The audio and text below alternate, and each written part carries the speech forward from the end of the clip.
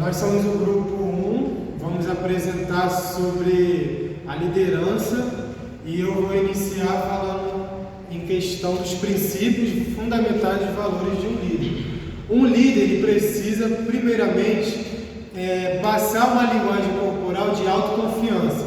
Ele precisa fazer com que olhem para ele e se inspirem nele. Mas nada disso acontece se o líder ficar na sua individualidade. Ele precisa ter um relacionamento com os seus liderados. Ele precisa fazer com que eles também se sintam líderes.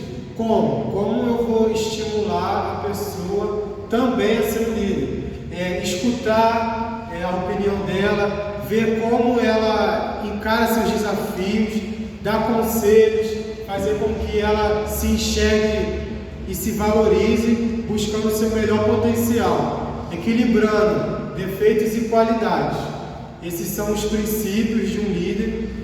Conhecer a sua tropa, um exemplo, se você for líder de uma fração, você tem que se comunicar com aquele soldado, ajudar ele a ter um investimento profissional. Como? Você não vai investir, mas você vai dar ideias, e essas ideias ele vai seguir e ele mesmo vai enxergar, por esse caminho aqui eu vou conseguir chegar ao meu objetivo. Por quê? Eu fui estimulado por um líder. Então o líder, ele abre os horizontes do liderado, e é isso que eu gostaria de passar para vocês a princípio. Agora eu vou falar sobre o convívio de forma harmoniosa com outras pessoas. Geralmente, quando você tem autoconfiança, quando você sabe o que quer e não se importa com a opinião dos outros, isso requer um ponto de, como eu posso dizer, ponto de equilíbrio. O tópico é sobre o convívio de forma harmoniosa. Não é fácil viver na coletividade, porque quando você entra no meio corporativo ou quando você trabalha com pessoas que têm outro tipo de cultura, crença, ou elas são muito expressivas ou são introspectivas, você fica meio confuso. Como eu vou me encaixar nesse novo ambiente?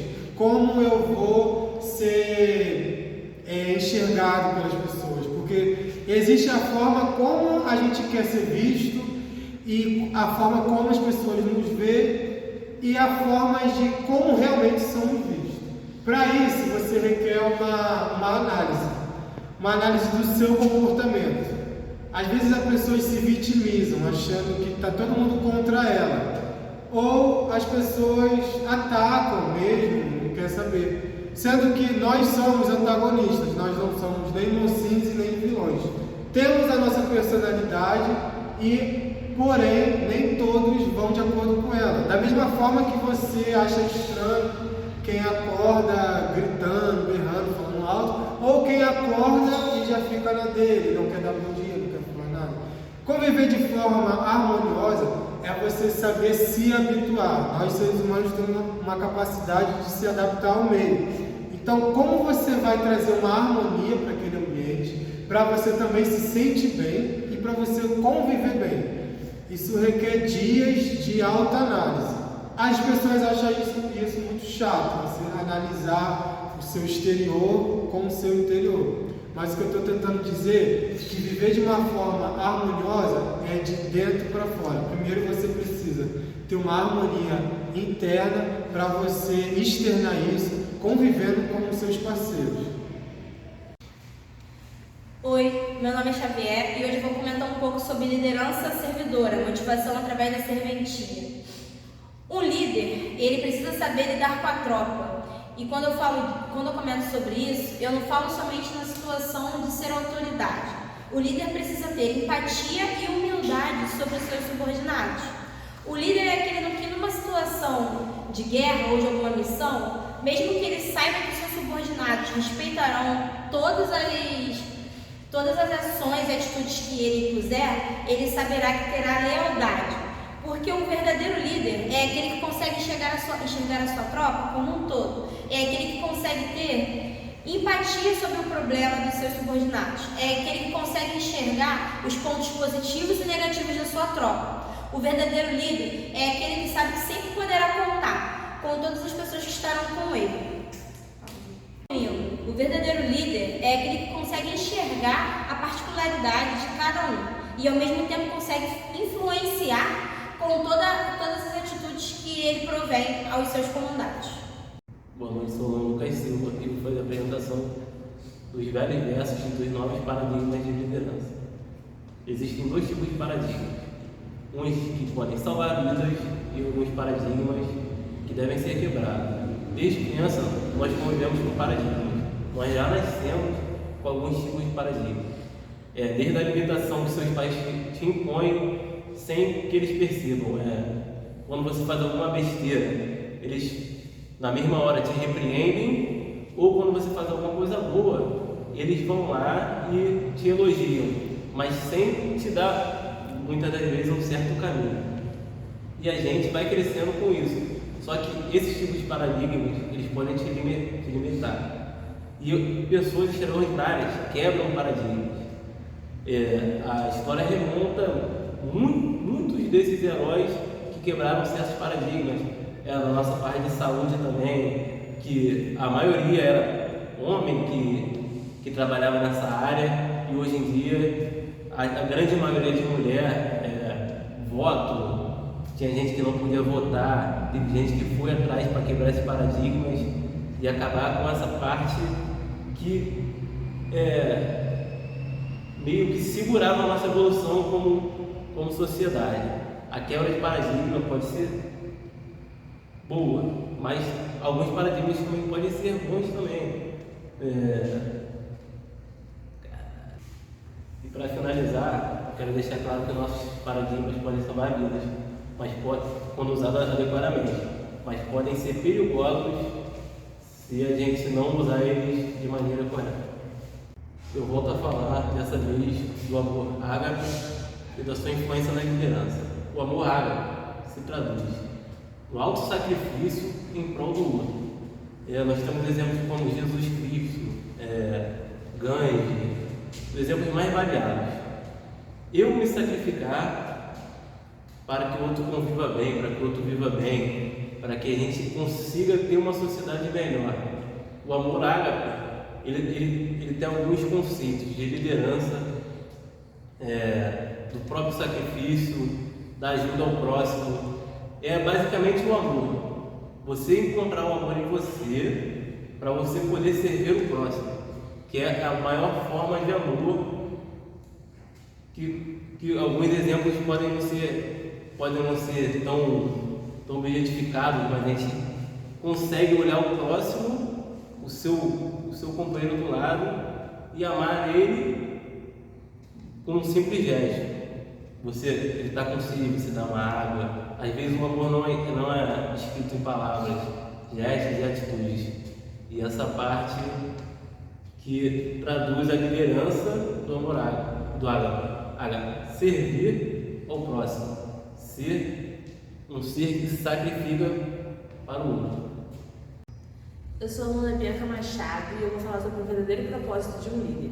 O verdadeiro propósito de um líder consiste em ele poder analisar suas qualidades e seus defeitos para fazer uma autoanálise do seu ser.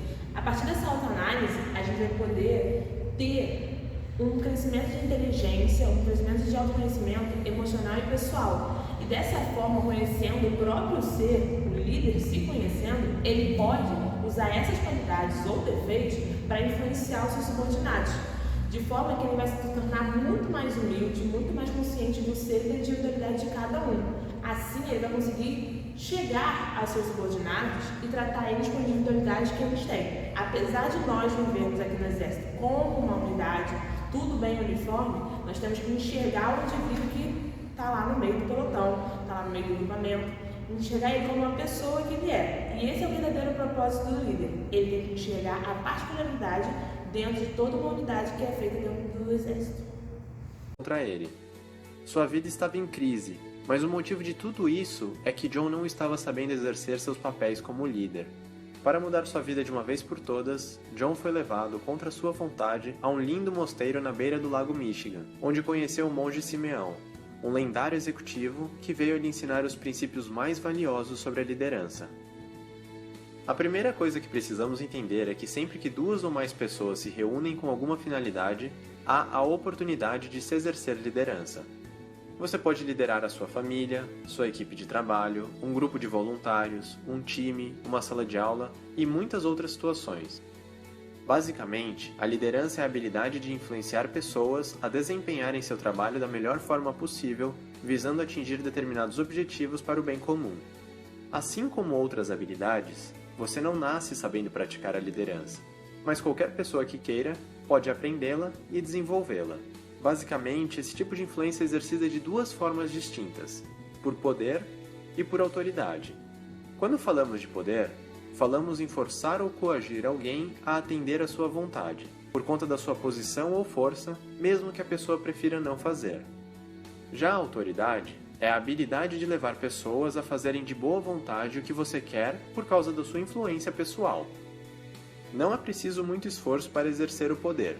Não sei quanto a vocês, mas meus pais costumavam dizer: faça sua lição de casa ou você não sairá para brincar com seus amigos. Sem falar em diversos governantes ao longo da história que sempre se apoiaram no poder para conseguirem o que queriam. O poder pode ser comprado, dado, vendido, tomado ou até herdado.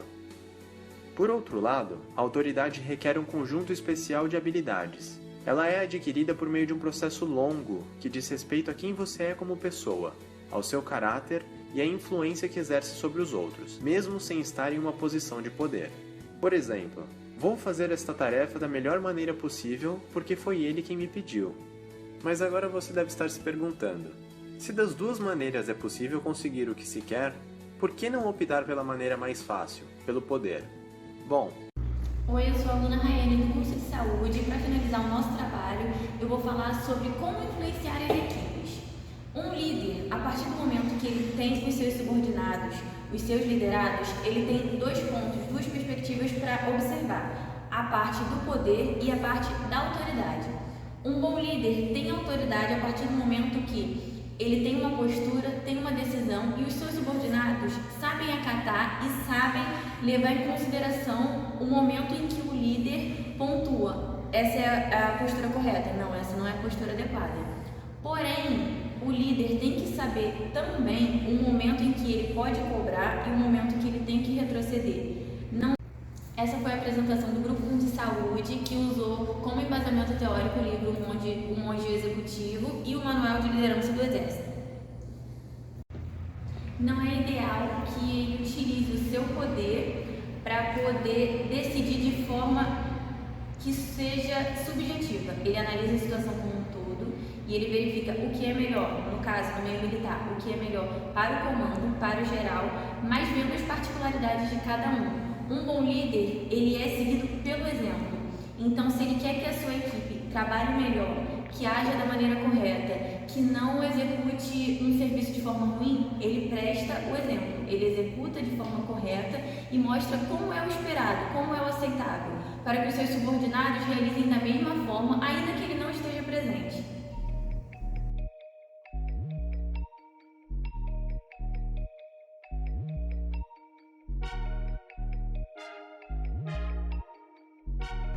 Essa foi a apresentação do Grupo de Saúde, que usou como embasamento teórico o livro O Monge Executivo e o Manual de Liderança do Exército.